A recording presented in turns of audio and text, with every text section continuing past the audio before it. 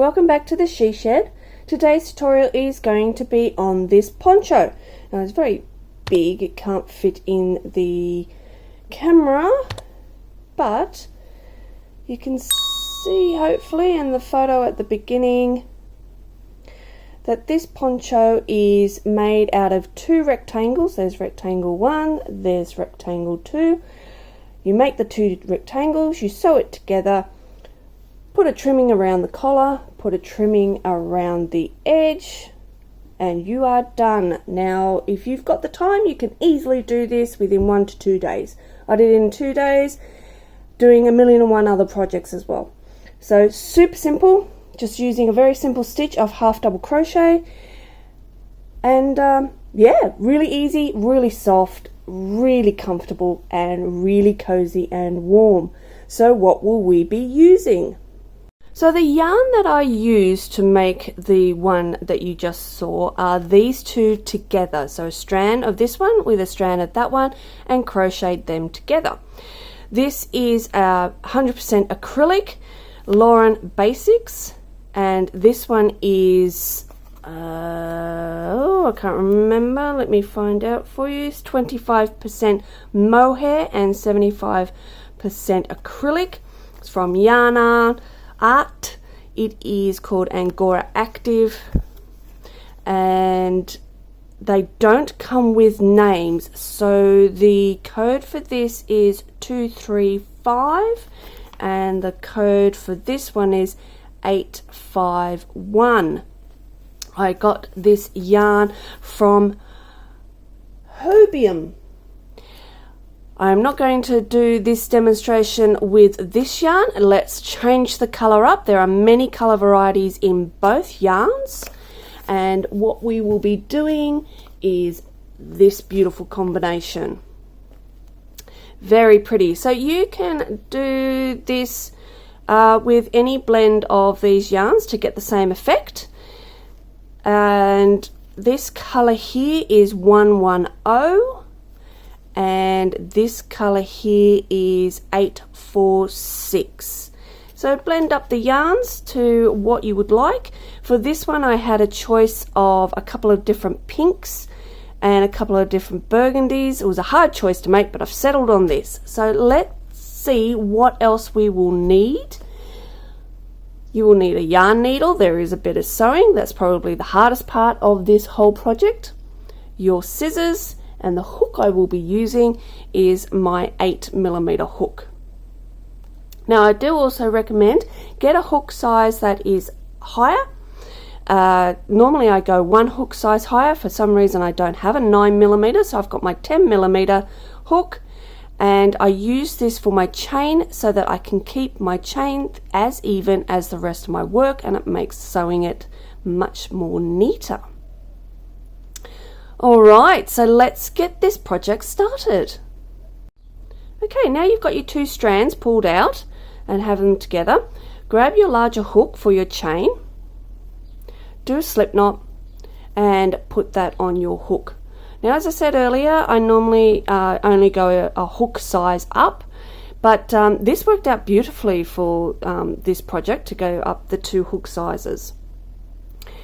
Now, what we need to do is I made that poncho to be, it's actually absolutely perfect for me, and I'm a size 14, and it is 54 centimeters wide and 89 centimeters long, each rectangle.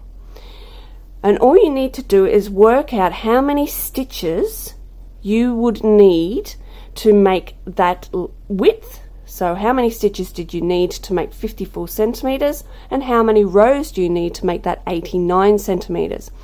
Now for me it was 50 centimeters, for me it was 50 stitches wide, and it was 70 rows long, and that is using the material that I have here that I'm using, so my 8mm hook and the yarn that I'm using. So every time you do this and you're using different wools, you'll need to see how much you need for those measurements. So if you're following along with me, go 50 stitches wide. So you'll need 50 stitches on your hook. If you want to change the measurements for this, for each size from the 14, if you're going up a size, each size up, add 4 centimeters to your measurements. So 54 centimeters wide will be 58 centimeters wide if you were doing a 16, and the 89 centimeters long would end up being 93 centimeters long if you're doing the 16.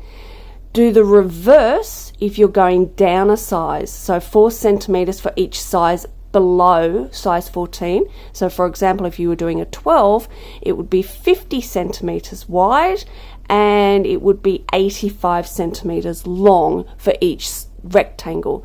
I hope that makes sense. But really easy if you just take the 4 centimeters off the measurements that I give you today. Alright, so let's, as I've worked out already, let's do the 50 stitches in my chain. And yeah, 1, 2, 3.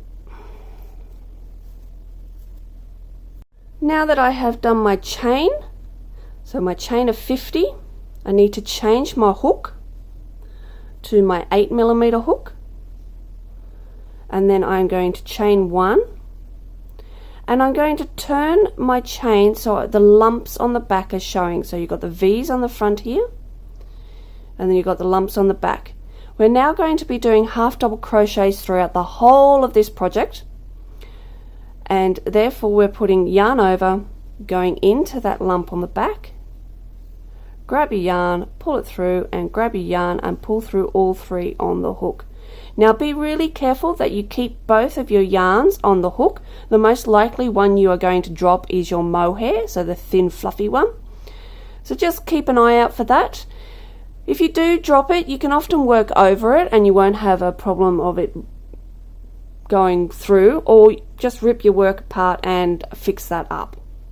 So yarn over, back into the next lump of the next chain, grab your yarn, pull it through, grab your yarn and pull through all 3 on the hook. So keep doing that all the way along for your 50 chains.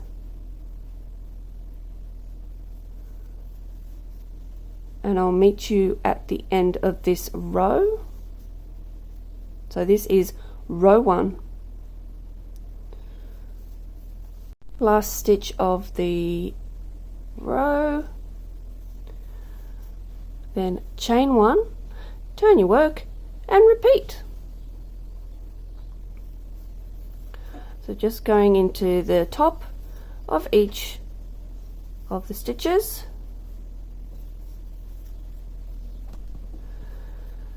And you will be repeating this for 70 rows.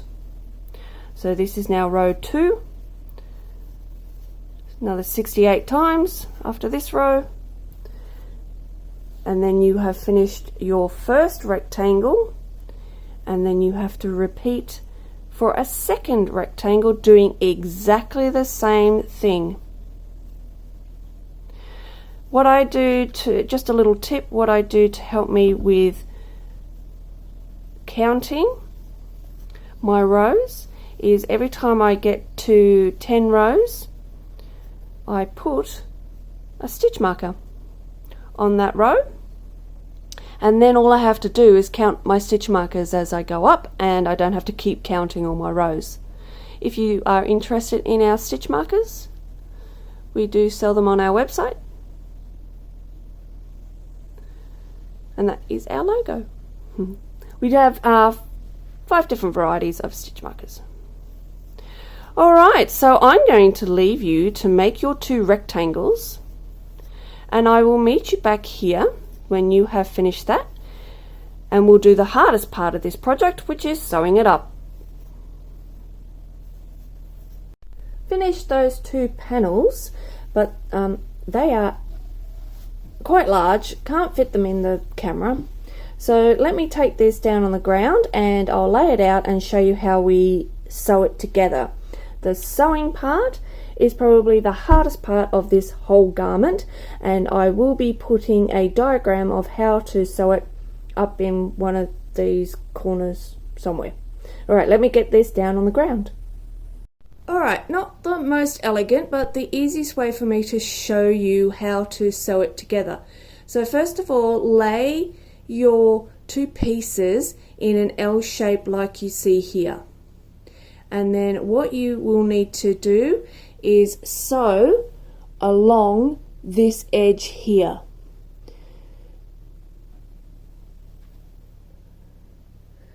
So let's get that done, and I'll show you where the next sewing part goes. Okay, so I've now sewn that up, and now what we need to do, when you look at the pattern in the corner and you see the red lines, I've lined this up to match that pattern, and you'll see the red line corresponds with that up there and the red line corresponds with that there. So we need to bring this, flip it over there. So we need to grab this corner here and flip it so it's like that, and then we sew that edge there. Okay, let's do that.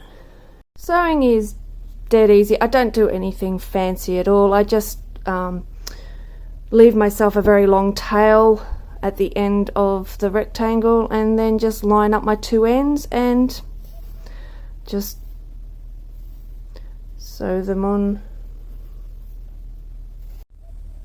by just going in and out. Just loop it over and go in and out. I don't do anything fancy. If anybody has a better way of sewing, please let me know. I am not a sewer.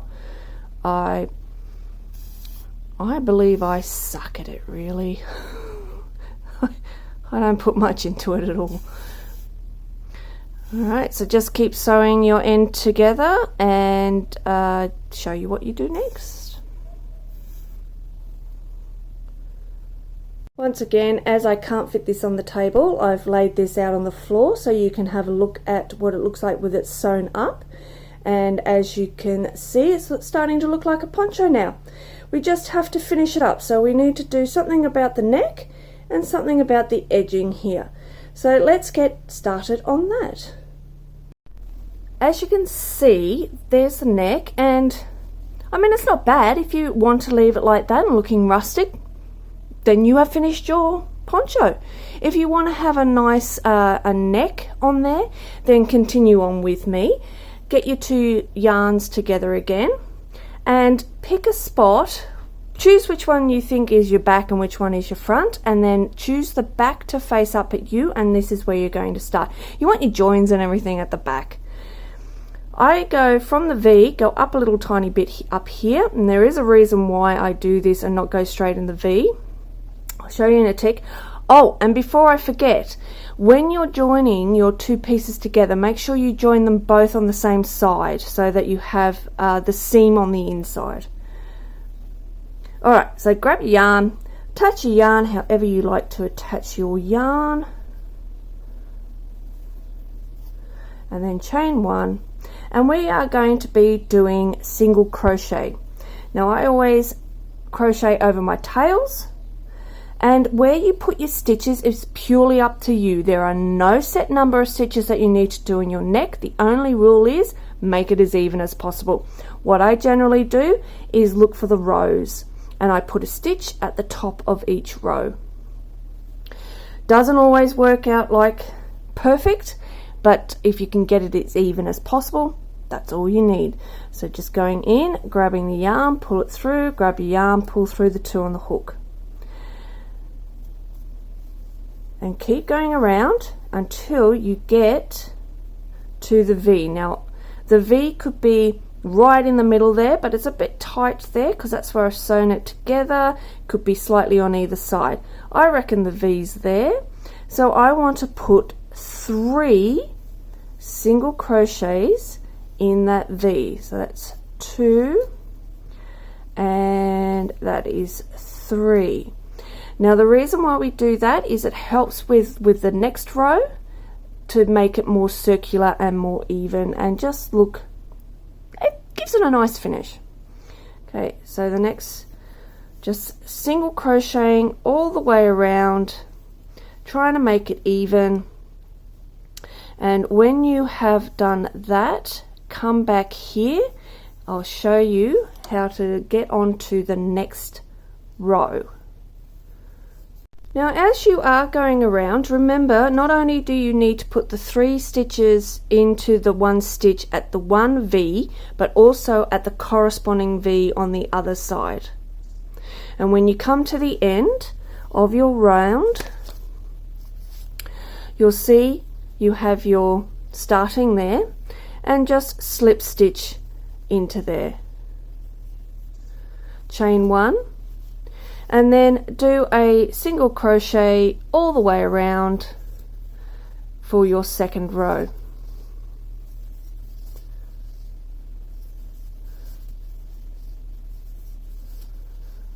And I'll meet you back here after you have finished that second round. When you have finished that round, you have finished your neckline.